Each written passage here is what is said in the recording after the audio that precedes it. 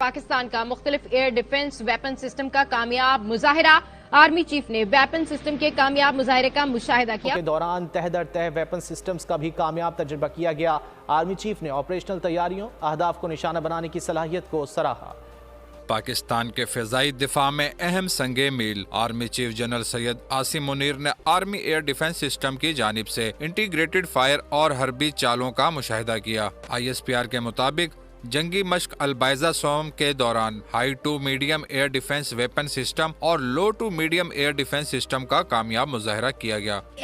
قبضہ کس کا ہے اس وقت؟ تو میں ان کو بتا رہا ہوں، یہ کہہ رہے ہیں انڈیا ترقی کر رہی ہے، تو میں کہہ رہا ہوں ون سائیڈڈ بات نہیں، ون سائیڈڈ بات نہیں۔ اب ہے کہ ہم ہندوؤں کو یہاں پہ نیشنلٹی دیں اور مسلمانوں کو بیٹھ بگا رہے ہیں۔ ہندو تو آتے نہیں ہے، جو پاکستان کے ہندو ہیں وہ ملک چھوڑ کے جا رہے ہیں۔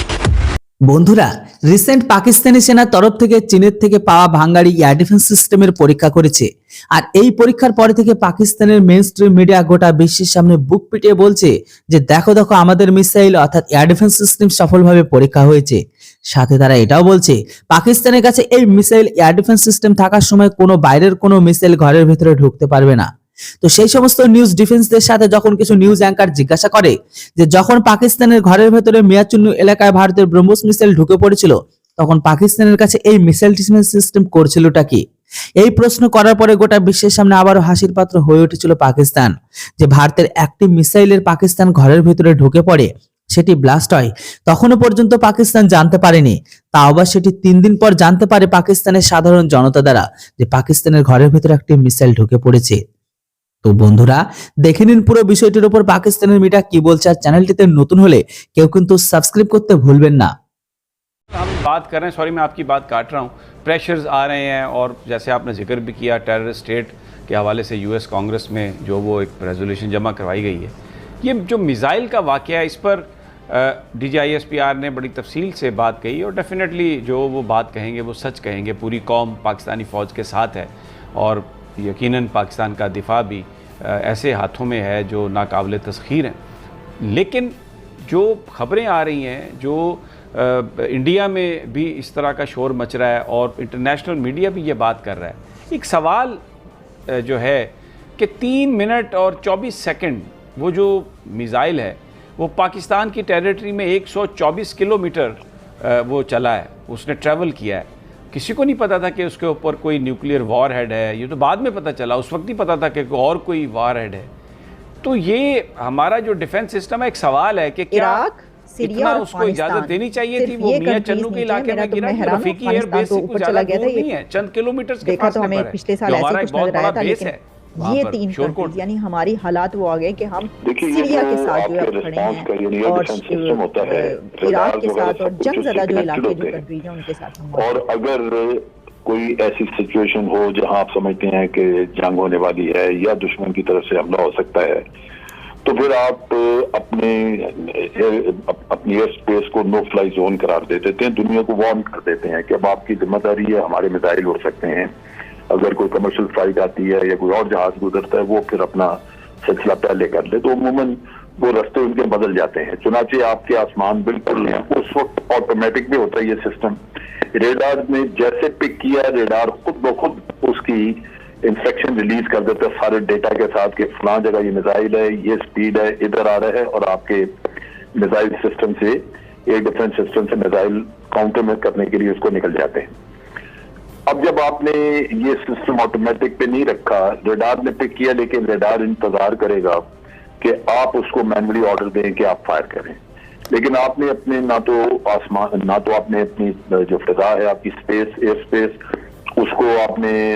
بارن کیا ہوا دوسرے ایئر لائنز کو یا دنیا کو، تو اس میں آپ کے اپنے جہاز یا کوئی ایئر لائنر اڑ رہے ہوں گے۔ پھر یہ بھی ہے کہ آپ کو چونکہ جنگ کا ماحول نہیں تو آپ کو اندازہ نہیں کہ یہ کیا چیز ہے، یہ کیسے یہ میزائل ہی ہے یا کچھ اور ہے۔ تو یہ ایک ایسی صورتحال تھی جہاں مناسب نہیں تھا کہ آپ جٹری ہو کے تو ایک ایکشن ایسا دے دیں جس سے جنگ کا ماحول بھی پیدا ہو، کوئی اگر جہاز گر جاتا ہے لائنر وغیرہ تو وہ بھی مسئلہ بن جائے، اور پھر اگر کوئی ایسی چیز نہیں اور آپ کے میزائل جو ہیں وہ جا کے انڈیا میں گرتے ہیں تو آپ کے میزائل سے تو وار ہیڈ ہوگا، کیونکہ آپ نے کاؤنٹر کرنا ہے اس چیز کو جو اسپیس میں آبجیکٹ آ رہی ہے۔ تو اس کے نتائج کچھ اور ہو سکتے ہیں. تو یہ میں سمجھتا ہوں کہ ایک بڑی بردباری سے کام کیا گیا کہ اس میں خوفزدہ ہونے کی بجائے اس وقت لیا گیا, ساری تفصیل ڈیٹا وغیرہ چیک کیا گیا, لیکن اس پہ اوپر کاؤنٹر میئرز نہیں لیے گئے, ورنہ یہ فوری طور پہ ہو جاتا. اور اگر کل کو تھوڑی بہت سچویشن یا ہماری انٹیلیجنس رپورٹ ہوتی ہیں کہ بھارت یہ کر سکتا ہے, تو آپ کے سسٹم آٹومیٹک پہ ہوں گے, وہ تو ریڈار پک کرے گا اور خود بخود انسٹرکشن پاس کر دے گا, اور وہ 3 منٹ کے اندر جو آپ نے دیکھا 3-3.25 منٹ کا یہاں رہا, وہ اس سے کہیں پہلے آپ کے میزائل نکل جائیں گے, جو ایئر ڈیفنس کے میزائل ہیں وہ اس کو فائر کرنے کے لیے, کیونکہ یہ جیسے ہی ریڈار پک کرے گا انسٹرکشن جانی شروع ہو جائیں گی. جس صبح پاکستان کی جانب سے بالخصوص پاک فوج کے army air defence weapon systems نے البائزہ 3 مشقوں کے درمیان سنیانی میں یہ مشاہدہ کیا ہے, جس کے دوران مختلف نوعیت کے ویپن سسٹم, جس میں medium air defence weapon system شامل ہے, low to air medium air defence weapon system شامل ہے, شارٹ رینج ایئر ڈیفنس, اور اس کے علاوہ extended short range year defence system شامل ہے, جن کا مشاہدہ کیا گیا ہے اور کامیاب تجربہ کیا گیا ہے. آرمی چیف کی طرف سے مشقوں کے دوران مختلف ویپن سسٹم کی جو کامیابی رہی ان کو سراہا گیا, اور ساتھ ہی یہ بتایا گیا ہے کہ آرمی ڈیفنس پاکستان کی فضائی محاذوں کے دفاع میں خصوصی اہمیت کا حامل ہے. High to medium air defence weapon system کا یہ پہلا تجربہ تھا جو کامیابی سے مکمل کیا گیا. آرمی چیف نے ایئر ڈیفنس کے آپریشنل تیاریوں کو سراہا اور انہوں نے مشقوں کے کامیاب انعقاد اور اہداف کے حصول کی بھی تعریف کی. افسروں اور جوانوں سے اظہار آپ بینکرپسی سے بڑی مشکل سے بچے ہیں اور اب آپ شہباز گل میں پھنس گئے. اس وقت ابھی تک آپ کا کوئی چینل, کوئی ذی شعور آدمی ہے, کچھ بھی, وہ صبح شروع ہوتا ہے پیم سے اور شام تک وہ سارا دن میرا مقصد ہے شہباز گل صاحب. میرا بینکرپسی, آپ کی بینکرپسی, آپ کے للے ترلے, آپ کی خواتین, آپ کی چیزیں اس طرح کی, اور اس کے بعد جو آپ بات کر رہے ہیں, آج میرے نظر سے یہ بڑی ایک خبر گزری, ایک article, future infantry soldier defence system,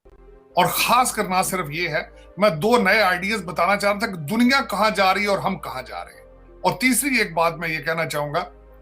کہ اس وقت جب اکانومی سفر کرتی ہے, بینکرپسی کے دھانے پر جاتے ہیں, تو سب سے زیادہ پاکستان پہ پریشر کس سائڈ پہ آتا ہے؟ وہ ہماری ملٹری پہ آتا ہے. آپ کا ڈیفنس سب سے پہلے ٹارگٹ ہوتا ہے, اور اسی وجہ سے آپ کو پتا ہوگا کہ لوگ اعتراض کرتے ہیں. خان صاحب نے جب باری باری کر کے آپ کے سارے فارن ریلیشن ختم کرائے, آپ کے سعودی عربیہ کے ساتھ, ٹرکی کے ساتھ, انڈونیشیا کے ساتھ, چائنا کے ساتھ, تو اس کے بعد فوراً اس کو ریکور کون کرتا تھا؟ باجوہ صاحب اس کو کور کرتے ہیں. اس کی وجہ یہ ہے کہ الٹیمیٹلی جو ہماری اسٹیبلشمنٹ ہے, ہماری سروسز جو ہیں, آرمڈ سروسز, وہ سب سے پہلے نشانے پہ ہوتی ہیں, تو ultimately he has a responsibility to do that.